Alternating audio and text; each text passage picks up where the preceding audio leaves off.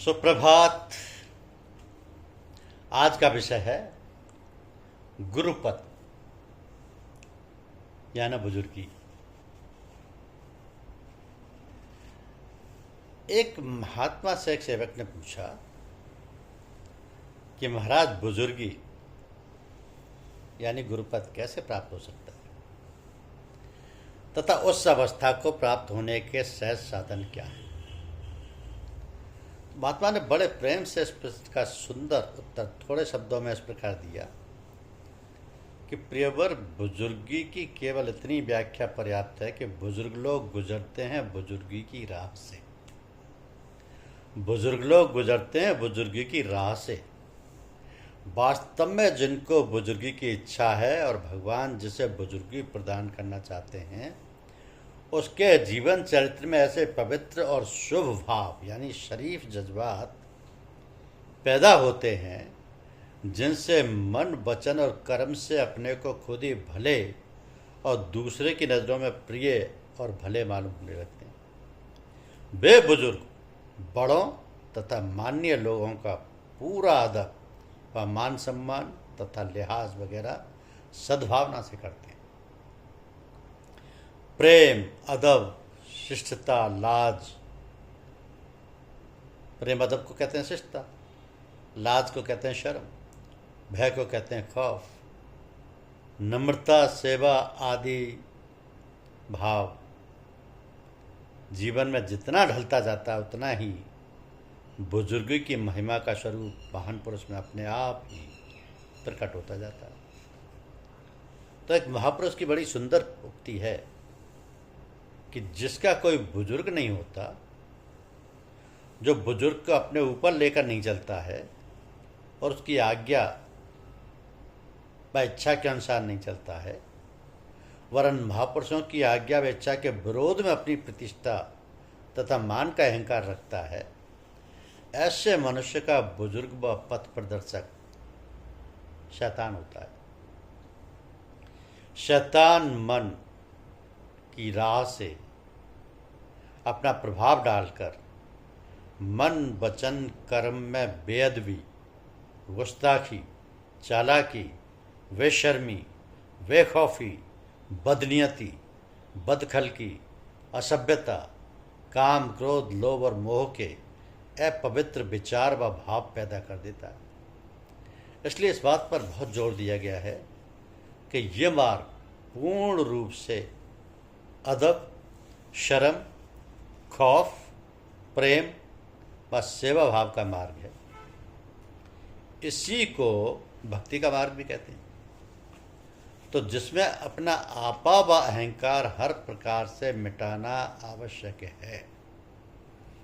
मनुष्य की परिभाषा ये है कि वो सोचने समझने वाला, निर्णय ज्ञान करने वाला हो और शरीफ हो, तो जिसमें तमीज और विवेक का मादा हो और जिसमें श्रेष्ठता की सुंदर महिमा व्यापक हो।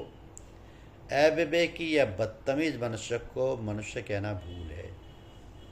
वह मनुष्य रूप रखता हुआ भी पशु स्वरूप है यानी हैवान है। तो कबीर साहब कहते हैं कि गुरु पशु, नर पशु, त्रिया पशु, वेद पशु संसार, मानुष सोई जानिए जाहि विवेक विचार।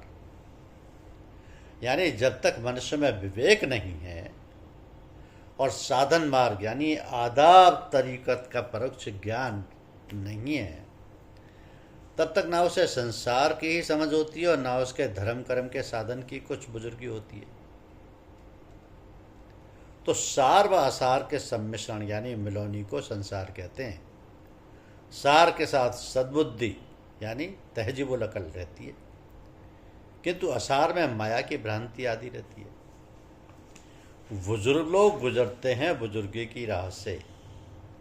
इस कहावत से सिद्ध होता है कि जहाँ बुजुर्गों की राहें धारण की जाती हैं, वहाँ बुजुर्गों की छत्रछाया में आदाब की शरण लेकर चलना ही पड़ता है। वो सचमुच मनमता, खुदरबी और खुदबीनी का अहंकारी स्वरूप नहीं रहता है। यह अहंकार का विचार यानी ख्याल की मोटी रस्सी है जो मनुष्य को जकड़कर बांध लेती है। इसी अहंकार पर मन के द्वारा शैतान अपना प्रभाव डालकर अपना काम करता है। तो प्रेमी भक्त यानी मोमिन के लिए 4 जौहर हैं। पहला हार्दिक विश्वास यानी ईमान, दूसरा बुद्धि यानी अक्ल, तीसरा नेक व सदकर्म यानी अमल साले, और चौथा लज्जा यानी शर्म और हया। इनमें से हर एक के लिए एक एक चोर भी है। अब वो चोर कैसे हैं? ईमान का चोर डाह है, डाह हसद। बुद्धि का चोर क्रोध है यानी गुस्सा। नेक व सदकर्म का चोर है अमल साले। नेक व सदकर्म यानी अमल साले का चोर गीबत है। नेक व सदकर्म अमल साले को बोलते हैं, इसका चोर गीबत है। और गीबत का अर्थ है पीठ पीछे बुरा भला कहना या बुराई करना। चौथे लज्जा या शर्म का चोर है लालच। तो ये चारों चोर, ये चारों 4 चीजें पैदा करते हैं। क्या? डाह लालच से, क्रोध पेट भर खाने से, लालच दुनिया की दोस्ती से, और गीबत पीठ पीछे बुरा भला कहने से, बुरे लोगों की संगत में बैठने से। तो प्रेमी भक्ति यानी मोमिन के लिए उचित है कि उसका जीवन कुत्ते के अनुरूप हो, जिसमें 10 गुणों का समावेश होता है। ध्यान से सुनिए, कुत्ते में 10 गुणों का समावेश होता है। पहली बात, वो फकीर होता है, उसके पास कुछ सामान नहीं होता। दूसरे, पृथ्वी जमीन उसका बिछौना होता है। अगर उसका मालिक मारे तो भी वो मालिक का दरवाज़ा नहीं छोड़ता। ये तीसरी बात है। चौथा, जो कुछ भी मालिक दे उसी पर संतुष्ट रहता है। 5वां, चुप रहता है, अपने मालिक के दरवाजे की देखभाल करता रहता है। ये छठा है। 7वां, अक्सर भूखा रहता है, जो कुछ भी थोड़ा बहुत मिल जाता है उसी में संतुष्ट रहता है और कोई शिकायत नहीं करता, और न द्वार अथवा मालिक को छोड़कर भाग जाता है। 8वां है, लोगों में उसकी कोई प्रतिष्ठा नहीं होती, सब लोग उसको दूर दूर धत धत कहकर भगाते। 9वां, शत्रु को पकड़ लेता है, भगाता है और मित्र को छोड़ देता है। और 10वां है, जब मरता है तो कोई मोरास नहीं छोड़ता। ये कुत्ते के 10 गुण हैं। और प्रेमी भक्त को कुत्ते की तरह रहने को कहा गया है, क्योंकि कुत्ते में 10 गुणों का समावेश होता है। सद्व्यवहार यानी अच्छे अखलाक 7 है। क्या? क्षमा, माफ कीजिए उसको जिसने जुल्म किया हो। दूसरा, बख्शीश, उस पर जिसने जुर्म किया हो। तीसरा, मिलना, उससे जिसने संबंध तोड़ लिया हो। चौथा, एहसान, उसके संग करना जिसने बुरा व्यवहार किया हो। 5वां, नसीहत, उसे करना जिसने ऐब किया हो। 6ठा, भगवान से बुराइयों और पापों से क्षमा के वास्ते प्रार्थना करना, यानी इस्तेगफार करना उसके लिए जिसने सहायता या मदद की हो। और 7वां, नम्रता अथवा नरम दिल, उससे जिसने साफ दिल से भाइयों को खफा व नाराज कर दिया हो। तो एक संत का कथन है कि आश्चर्य है उस पर जो मृत्यु पर विश्वास रखते हुए प्रसन्न रहता है। आश्चर्य है उस पर जो मृत्यु के पश्चात अपने जीवन के शुभ अशुभ कर्मों के हिसाब किताब पर यकीन रखता हो और भय खाता हो फिर भी हंसता हो। आश्चर्य है उस पर जो ये विश्वास मानता है कि मृत्यु के पश्चात मनुष्य संसार के सब पदार्थों को यूं ही छोड़ जाता है, फिर भी सांसारिक वस्तुओं के संग्रह में तल्लीन है। आश्चर्य है उस पर जो संसार की असारता पर विश्वास रखते हुए संसार के प्रति अनुरक्त है। और आश्चर्य है उस पर जो ये विश्वास रखता है कि अंतमता सोगता, यानी अंतमति सोगति, तथा प्रभु की कृपा से ही सदगति प्राप्त हो सकती है, फिर भी वो आलस्य तथा आमोद प्रमोद यानी आराम तलबी में समय व्यतीत करता है। और आश्चर्य उस पर जो शब्द यानी जवान का विद्वान है किंतु हृदय का मूर्ख है, जाहिल है। और आश्चर्य उस पर जो लोगों की बुराइयां निकालने में लगा हो और स्वयं अपनी बुराइयों को ना देखता हो।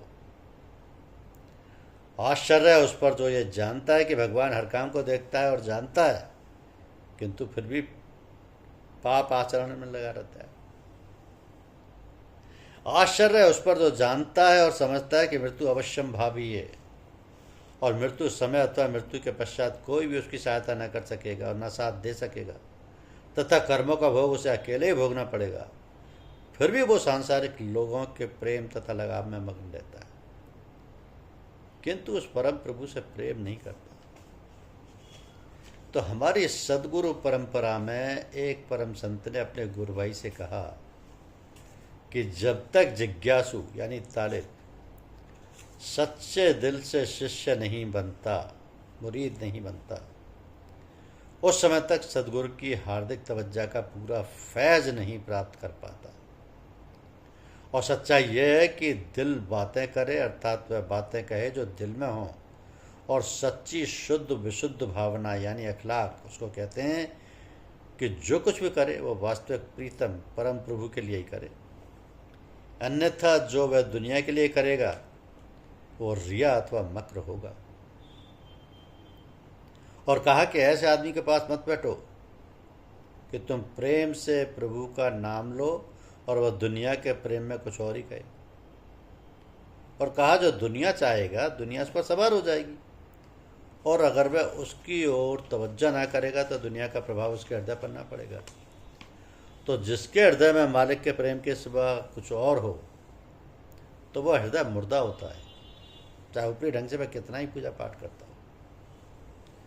आपने एक समय अपने प्रेमियों को चेतावनी दी कि जितना अच्छा शिष्य होता है, जितना अच्छा मुरीद होता है, उतना ही अच्छा वह गुरु यानी पीर और मुर्शिद बन सकता है। अर्थात शिष्य मनमत से गुरुमत में जितना गुरुमुख होता है उतना ही उत्तम और श्रेष्ठ अवस्था को प्राप्त करता है। ऐसे शिष्य की श्रेष्ठ अवस्था को ही गुरु पद का अधिकार हुआ करता है।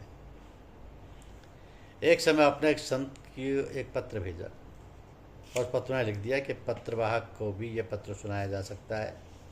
जो संत इस पत्र को ले गए थे उनको भी गुरु पद का अधिकार अपने परम गुरु से प्राप्त था। तो जो पूर्ण सतगुरु थे, तो इस पत्र में लिखा था कि जो अपराध शिष्यत्व काल यानी मुरीदियत के ज़माने में शिष्य हो जाते हैं, वो सतगुरु की शरण व कृपा में केवल भूल के रूप में ही गिने जाते हैं। अर्थात किसी अपराध के हो जाने पर सतगुरु की ओर से ताड़ना यानी सजा, चेतावनी, फरमाइश हो जाती है और उसका फैसला उसी के दरबार में रहता है। जो कुछ सजा चेतावनी होती है वहीं होकर उस मामले की समाप्ति हो जाती है। तो इस प्रकार शिष्य उन्नति करता हुआ जब गुरुपद को पहुंचता है या सदगुरु के कार्य में हाथ बटाता है, अर्थात दूसरे भूले भटके भाइयों की सेवा करता है, उस समय यदि उससे कोई अपराध या गुस्ताखी या बेअदबी आदि हो जाती है तो वो केवल गलती के रूप में नहीं रहती वरन पाप रूप लागू हो जाती है। आश्चर्य यह है कि बालकों व अज्ञानियों के अपराध अपने ही सतगुरु तक सीमित रहते हैं और जो कुछ दंड आदि मिलना होता है उन्हीं के द्वारा यही मिल जाता है, परंतु जो अपराध बड़ों, समझदारों और समान योग्यता में हो जाते हैं वो पाप रूप धारण कर लेते हैं। और पाप रूप धारण करने से यह आशय है कि सरकार में मुकदमा कायम हो जाता है और इस मुकदमे का फैसला तथा दंड आदि का विधान उसी सरकार की कचहरी द्वारा होगा जहाँ से छुटकारा नहीं हो सकता। तो अदालत से न्याय का विधान होता है। ऐसी दशा में सद्गुरु और बुजुर्गों की कृपा और सिफारिश से कभी कभी साधारण ताड़ना अथवा चेतावनी मिलकर मुकदमे से छुटकारा हो जाता है। फिर भी यह सज़ा कम नहीं हुई, क्योंकि मुलजमों की हैसियत से मुकदमों में पेश होकर सरकार आली की अदालत तक उसका नाम तथा उसके सद्गुरुओं का नाम आ गया। यह बदनामी तथा शर्म की बात उस तक ही सीमित नहीं रहती वरन बुजुर्गों तथा गुरु लोगों का नाम भी उस मुकदमे की पैरवी में आ जाते हैं और यह अत्यंत दुख की बात है। तो जो संत इस पत्र को लेकर गए थे वो ऊपर लिखी हिदायतें पढ़कर इतने रोए कि 3 दिन तक अपनी अवस्था का ध्यान करके बार बार बेहोश हो जाया करते थे। या आप इस अवस्था में बहुधा ये कहते रहते थे कि ये गुलाम सदा से ही नालायक तथा अदम गति वाला है, कभी भी ऐसी पदवी की इच्छा नहीं रखता। ये गुलाम तो एक मूर्ख, गरीब, बेकस, सरदिली की भांति है कि जिसके सदगुरु ने अपने दरबारी निशानी व मोहर वाली पेटी या चपरास अपनी दया कृपा दृष्टि से उसकी कमर में बांधकर उसको इस कार्य पर नियुक्त कर दिया है कि कोई भी दरबार में हाजिर होने की दरखास्त करे, उसको प्रभु के दरबार तक पहुंचा दे और फिर अपनी चपरासी की ड्यूटी पर हाथ बांधे खड़ा रहे और प्रभु की दया व कृपा और पालन पोषण के प्रति कृतज्ञता तथा शुक्र व एहसान अदा करता रहे। धन्य है ऐसे संत जन और धन्य है उनके ये वचन तथा उनकी उत्कृष्ट भावना है। तो भगवान की दया कृपा से और बुजुर्गाना तरीके से वो बुजुर्ग लोग, सज्जनगण तथा बंधु जिन पर सद्गुरुओं के कार्य का भार है, अपने अपने कार्य की प्रेम की दृष्टि से देखने की कृपा करते रहे, क्योंकि सद्गुरु ने जिस आचार्य को भी इस कार्य योग बना दिया कि वो उनके काम को आगे बढ़ाए और वो उस अवस्था में भी कोई गलती करता है तो वो अपने सद्गुरु का भी बदनाम करता है और बुजुर्गों को, तो उस बात का खास ध्यान रखा जाए। शुक्रिया, धन्यवाद।